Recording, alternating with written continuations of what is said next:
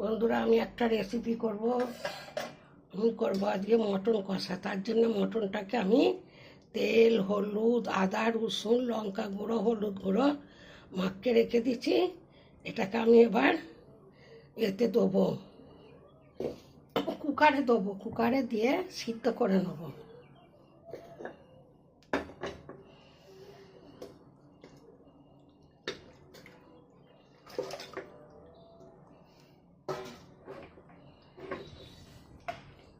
এবার এতে জল দেবো,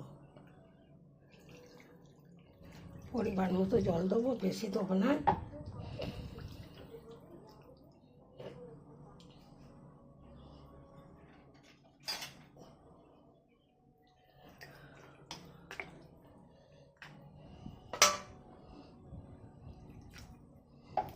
সিদ্ধ করে নেবো। কড়াটা তেতে গেছে, এতে আমি তেল দেবো।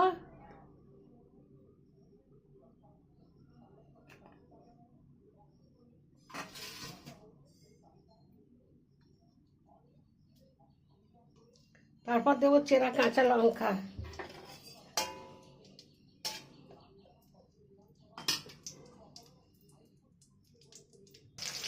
তারপর দেবো কুচনো পেঁয়াজ।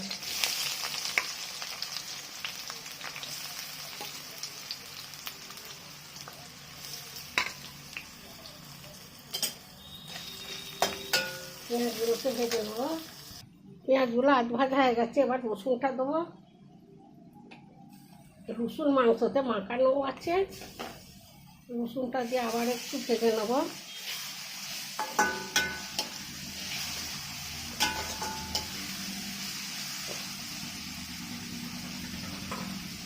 তারপর আদাটা দেবো।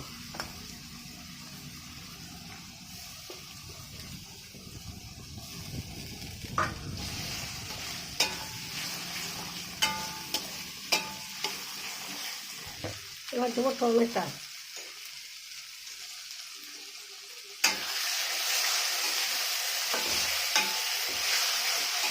টমেটোটা দিয়ে আবার একটু ভেজে নেব।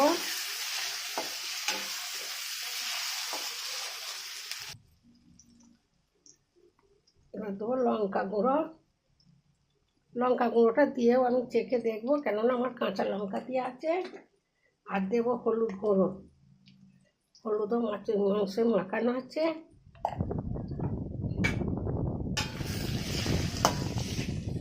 মশলাটা তেল ছেড়ে দিয়ে চাইতো, সিদ্ধ করা মাংসগুলো দিয়ে দেবো। মাংসগুলো সিদ্ধই হয়ে গেছে। দিয়ে আবার একটু করবো। মাংসটা তেল ছাড়া শুরু করে দিচ্ছে। এবার আলু ভাজাগুলো দিয়ে দেবো। আলুগুলো যে ভেজে রেখেছি, বেশি আলু দিয়ে এখানে 8 পিস আলু আছে।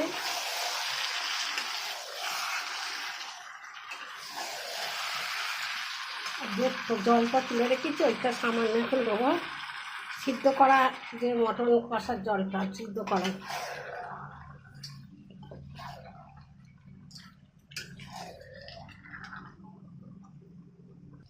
দেখুন বন্ধুরা, কষাও হয়ে গেছে, তেলও ছেড়ে দিয়েছে। এবার আমি মটনের ঝোলটা, স্যুপটা দিয়ে দেবো।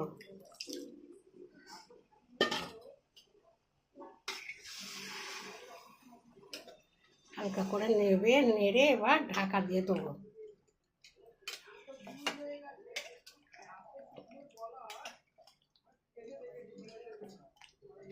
তারপর হয়ে গেলে ফিরে আসছি। দেখুন বন্ধুরা, আমার গরম গরম লাল লাল খাসির ঝোলটা রেডি হয়ে গেছে। ভালো করে দেখুন। এই রেসিপিটা ভালো লাগলে লাইক, শেয়ার, কমেন্ট করে দেবেন। আর ফেসবুক থেকে দেখলে ফলো করবেন। আমি আসছি অন্য রেসিপি নিয়ে। আপনারা ভালো থাকুন, সুস্থ থাকুন।